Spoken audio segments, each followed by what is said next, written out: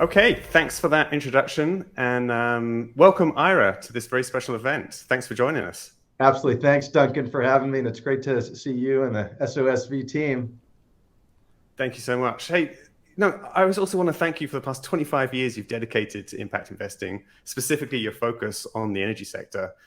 Look, you're president of the Western Association of VCs, you're co-chair of the VC network, founder and managing partner at DBL, a prolific impact investing firm.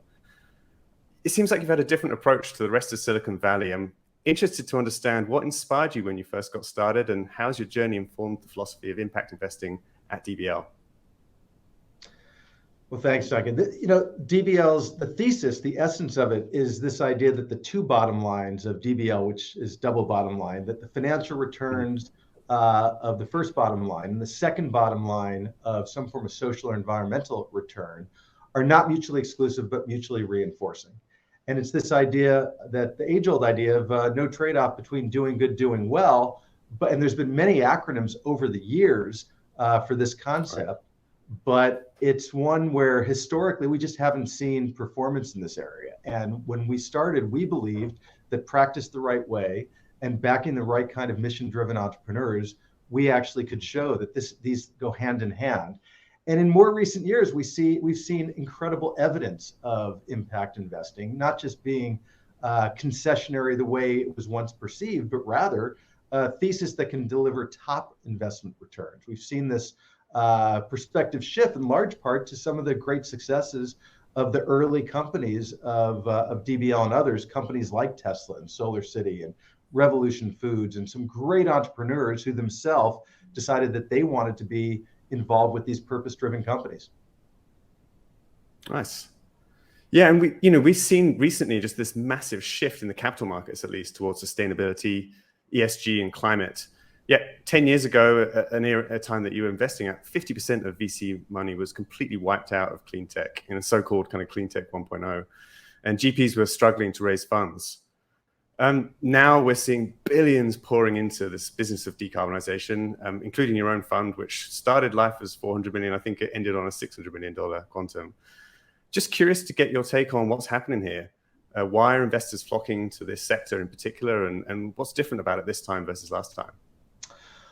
Well, actually, our journey goes back, it predates 10 years ago. It goes back a couple decades ago, and everything comes down to the entrepreneur. In those early days when we started investing, there were well-intentioned folks who were in the space, but not the kind of entrepreneurs that we would see across the broader asset class.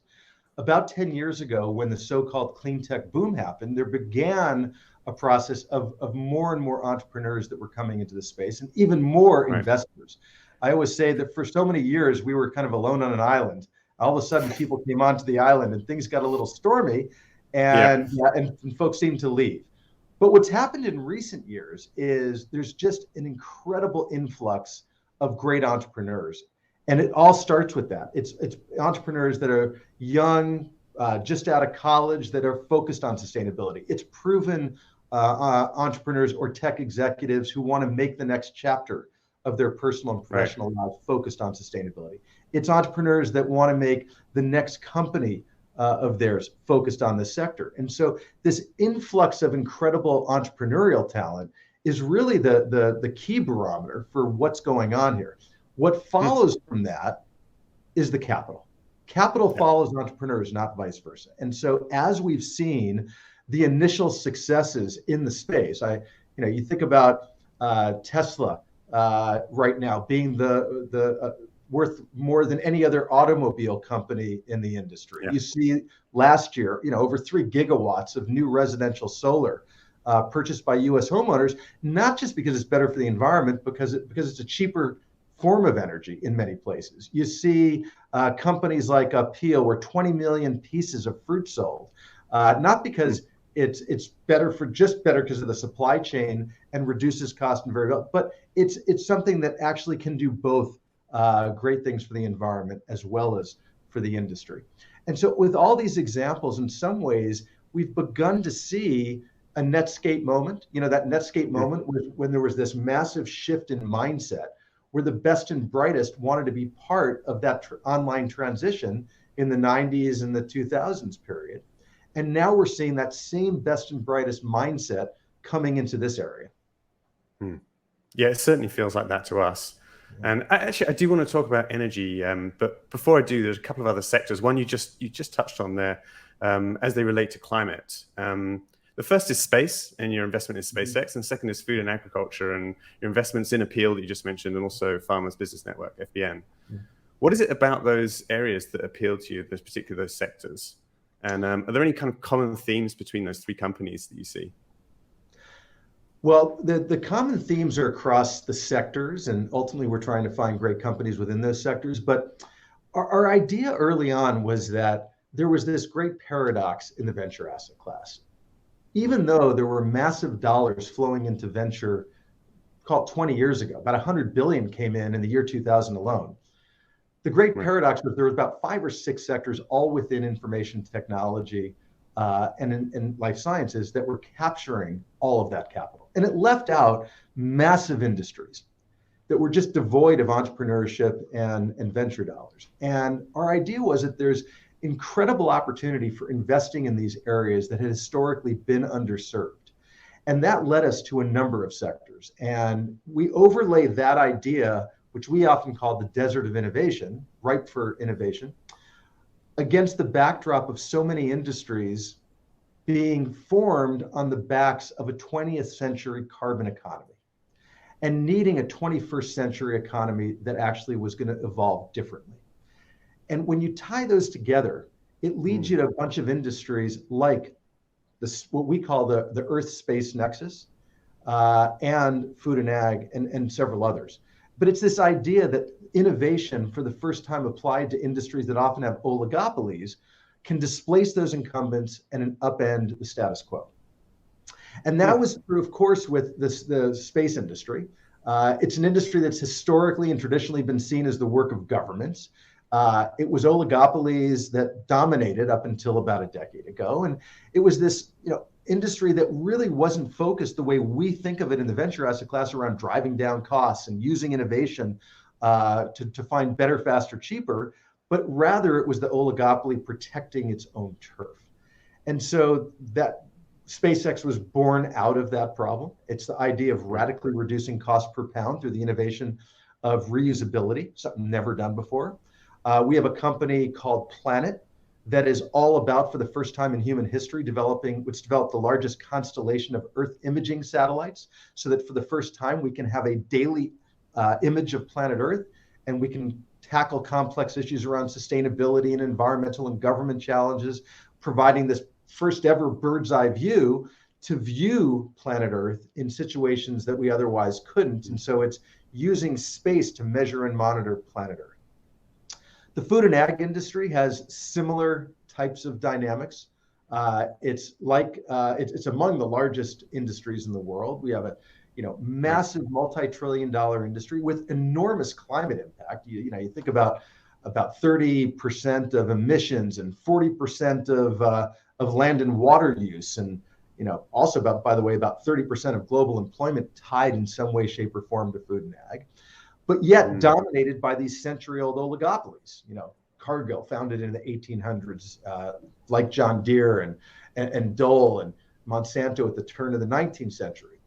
And so we hadn't seen, up until just a few years ago, the kind of entrepreneurship that we're beginning to see. And you think about technology, where we just take for granted the idea of Moore's Law, and you compare that to farming, which has barely changed in thousands of years. And the largest number of farmers out there are actually smaller farmers, and essentially operating in some ways the way their grandparents did, without data and without analytics. And so up until a few years ago, and now we're beginning to see technologies evolve to allow farmers to access information, to really manage the farm in the way we think of the way other industries do, and the way the oligopolies do. On Appeal, which you mentioned, that's all about the idea of tackling the 40% waste from farm to fork. And it's not just food waste, it's all the energy, water, carbon, it's all the waste that goes into those inputs that have zero utility. And so by innovative material sciences using a plant-based polymer, the company's figured out a way to extend shelf life, And it's the kind of innovation, which again, not many years ago, we just didn't see. And so the combination of upending the desert of innovation on the one hand, and doing so with a carbon-based, upending that carbon-based solution with new types of sustainability solutions is really what we're attracted to. Yeah, yeah, that's awesome. Yeah, I mean, very much the same for SOSV. We've had a huge amount of interest in the food and ag space recently. There's one area that actually I think is a little unserved as a sector, underserved from a climate perspective, given its contribution to global warming, and that's building systems. Actually, post-COVID, we could look to be using more energy and have an extra burden on HVAC systems, not to mention more chemicals. Now, we've got an investment together, R0, which insisted on a different way to look at some of these problems, a more sustainable way. Really interested to get your perspective on this sector as a whole, and then what others can learn from R0's approach. Well, first of all, it is great to be a co-investor with you, Duncan, and thanks to you and the team for just being terrific partners in that company with us. But that is also an example of one which fits the framework of what I just described. When you think about this area of disinfection, it also hasn't changed in 100 years. You know, you think about the chemicals, the nasty chemicals that we rely on to clean our physical spaces every day, and they're the same physical chemicals that were used a century ago. And they're not only nasty for the applicators, for the people who actually are utilizing those chemicals, but they're terrible for the planet. And so, again, a great opportunity to figure out new innovation, new ways to tackle that together. And you know, there's nothing more topical and relevant we could be talking about in terms of how to get society back to this new semblance of normalcy, and with a proper sense of safety to our physical spaces. And R0 is a great example of a company that is tackling that, not only to create something that is better on the dimension of the efficacy, and it's as you know, it's a company that's created hospital grade disinfection and democratized access to that for all the other physical spaces we go. We don't worry about the disinfection protocol when we go into an operating room or go for surgery, but that's because it's massively expensive. How do we create the same protocols in all the other spaces that we visit, the schools we go to, the places that we work every day, the elder care facilities, the arenas that we go to for our entertainment, the restaurants we eat at? And it's only through the kind of cost down and innovation that company has innovated around that allows us to have that same kind of profile. And in the process, not just be helpful to its customers, its applicators, but also from a sustainability standpoint, getting rid of the chemicals that we've relied on for the last century. Yeah, it's just, like I say, it's just been fantastic being in that company. I want to just talk a little bit now about energy and the energy transformation, which is a huge topic, something you're deeply versed in. It's getting a lot of attention now, and it feels like attitudes have definitely changed. We've got an administration that's committed to a low carbon economy. You've got a history of investing in solar, batteries, EVs. What are you seeing as some of the similar opportunities to stay ahead of the curve today? And do you see broader opportunities in this sector that can create the next generation of wealth? Absolutely. I mean, you hit the nail on the head. In those early days, when we started investing, it was a relatively concentrated sectors within energy.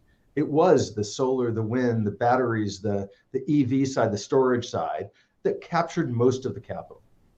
And during the last 15 or 20 years, what we've seen is incredible cost down in ways that the sector hasn't seen before. We've seen, on the lithium ion side, we've seen costs go down by 90+%. We've seen wind turbine costs go down by over 50%. And of course, solar PV, depending on what the frame of reference is, it's now either more than 90% cost reduction, or even more so if we were to go back a few decades sooner. Right. And so like what we've experienced in the world of technology, where when you see that cost curve decline, you see the markets opening up. It's analogous to why in the early days, cell phones were were very expensive and had very little deployment, compared to today, where there's more cell phones than toilets in Africa, as an example. It's all a function of cost down. Or where you have flat screen TVs. In the early days, hardly affordable, very small market. Only through cost down have they become pervasive. Well, that's happened in energy.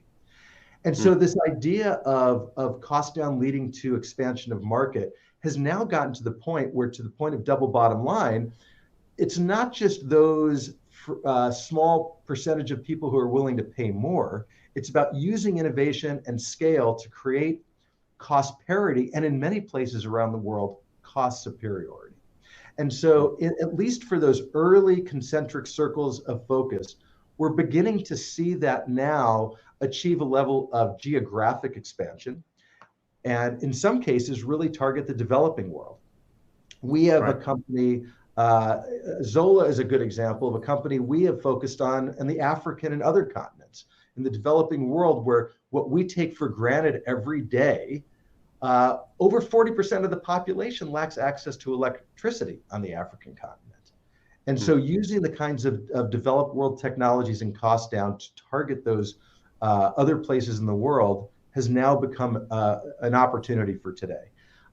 We're also beginning to see, as I referenced in some of the prior, some of what I previously discussed, other industries that are hugely responsible for the carbon footprint, but we're not part of that first generation.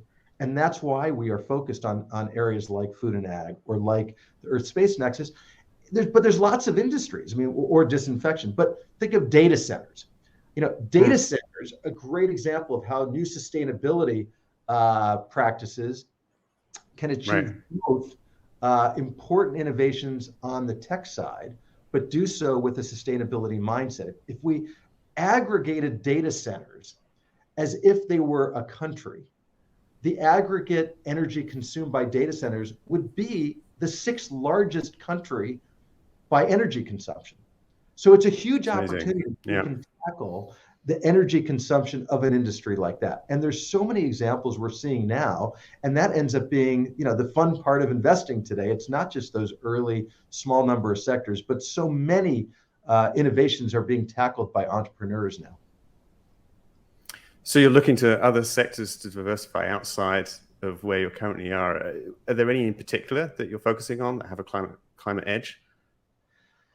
Well, there's many. One of the ones that I am particularly excited about, because we've been looking for so long, is actually the area of conservation. When we think about conservation, it's long been dominated by the nonprofits. In fact, if I asked you or others to close your eyes and think of the iconic names in conservation, inevitably you'd be thinking about some of the great nonprofits that we all know and love and appreciate. But yet there hasn't really been a for-profit analog. And that's something that we've long been looking for. And we've begun to find some really interesting opportunities in this space. We have a company that actually is called Better Place Forests, and it's combining the importance of conservation with another antiquated industry that hasn't seen innovation, in this case, not in a century, but in many centuries, and that's death care. And they asked the rhetorical question of, why do we have stones and why not trees? And what they're doing is, much like a nonprofit would invest in a land trust to conserve that land and make sure there were never condominiums or any other development in those beautiful places on planet Earth, this company is also buying these beautiful places, and they're meant to never be developed on. But it's a place where a loved one can end up having a final resting spot and having their ashes at the base of a beautiful tree inside a beautiful forest. A great example of creative ingenuity that we haven't seen historically, but nonetheless is enabling us to focus on a for-profit startup venture around conservation to complement the great work the nonprofits are doing. The other thing we're seeing that's adjacent to that, which is super important right now, is all around climate adaptation and resilience. And of course, particularly given what we've seen as the wildfires in recent years, we can't underestimate the profound impact that wildfires are having right now on our environmental footprint. It's just creating a massive environmental toll. CARB, which is the California Air Resources Board last year, said that last year's fires alone we're on track to undo all of the greenhouse gas emissions progress from the industrial power and transport sector of the last 2 decades. So we've got to find, it's a vicious cycle, right? As the climate changes and the impact of hotter and drier conditions, the problem only gets worse. And so for the first time ever, we're seeing really interesting companies around wildfire suppression, prevention. We're seeing climate resilience opportunities unfold from an entrepreneurial perspective. We didn't have those ideas historically. Entrepreneurs weren't tackling those opportunities historically. They are today, and that's great for the industry, and it's great for our planet. Awesome. I just want to kind of wrap up with a couple of questions around one particular investment you made during a very challenging time for clean tech investors over a decade ago. You had a vision for one company, Tesla, which you've been at for almost as long as Elon, I believe. Who Elon himself has often... He's been on longer. Yeah, sure. He's often described running Tesla as akin to eating glass, which I imagine was bad for him and nail biting for the investors who are continuing to put money into that company. Curious to get your insights on this. What were some of the biggest learnings you've taken away from that experience, specifically as it relates to continued investment in the face of adversity, uncertainty, and uncharted territory? I mean, it was the first time people were ever really creating EVs, and you guys were at the forefront of it. Well, there's no doubt it has been an extraordinary journey. Like most successes, they weren't just a straight up and to the right success, and Tesla had its fair share of challenges, to be sure. What it's done is it's enabled, I think, even further conviction around what we had from the beginning, and thankfully stayed the course to execute on it. But it's this idea that this is not most of these investments in sustainability are not quick flip. They're not just flash in the pan. In many cases, these are investments that are, as I said before, upending industries that have lots of entrenchment. There's entrepreneurship is new. We know that even the great areas that have been tackled by the traditional forms of VC in the early days had lots of pioneering companies that ended up not making it. And so what really, and I give credit to the Tesla team on this, it's really the fortitude to really stay the course when the going gets tough. And that's easy to say, but it's really tough to do. In Tesla's case, although today it's become the most valuable automobile company in the world, for so many years, it has been dominated by the naysayers and the skeptics at every turn. And where the team gets the tremendous credit is having the ability to have really the idea of tuning that out and being able to have that kind of resilience in the face of there were many, many times that it was on the precipice of bankruptcy or disaster. But it was really the importance of that unwavering commitment to the mission that enabled the company to succeed. The other thing that I really, it's very important when we're tackling large industries. It's the old David Goliath idea that how in the world does a little upstart, and people question Tesla, but they've questioned most of our companies along the way. How does a little upstart with so much, with such a smaller balance sheet, with such fewer resources, with such shorter time horizons, how do you ever tackle these incumbents? And right. In Tesla's case, and in so many of our companies' cases, it really goes back to what we believe the impact investing or the DBL mantra is, which is the difference between being purpose-driven and being missionary versus being mercenary makes all the world a difference. And it's this idea that folks are not taking easy off-ramps when the going gets tough, but there is this larger reason why people are joining these companies and why they're persevering.